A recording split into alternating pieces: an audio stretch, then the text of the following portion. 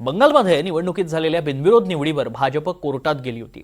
आता त्याच पक्षाचं या निवडणुकीत होत असलेल्या बिनविरोध निवडीवर काय म्हणणं आहे ते कळत नाहीये, असं म्हणतात राज ठाकरे।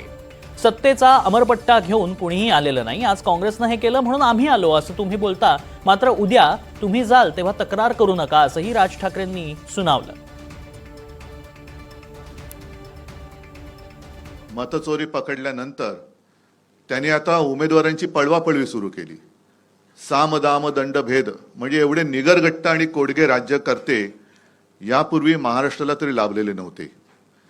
कल्याण डोंबिवली असो, ठाणे असो, बिनविरोध निवडणूक करून घेण्याची ही जी काय प्रक्रिया ते राबवत आहेत, हा लोकशाहीचा आणि जनतेचा अपमान आहे।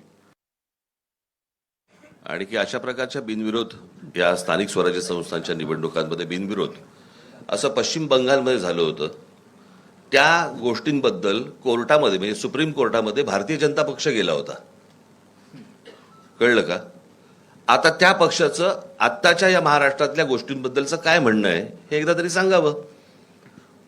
म्हणजे पश्चिम बंगालमध्ये तुम्हाला चालत नाहीत आणि महाराष्ट्रामध्ये तुम्ही करतात। मला या सगळ्या गोष्टींमध्ये फक्त एकच सांगायचं आहे आपल्याला सगळ्यांना, आणि त्याही राजकीय पक्षांना पण मला हेच सांगायचं आहे की सत्ता ह्या सत्तेचा अमरपट्टा घेऊन कोणीच आलेलं नाहीये।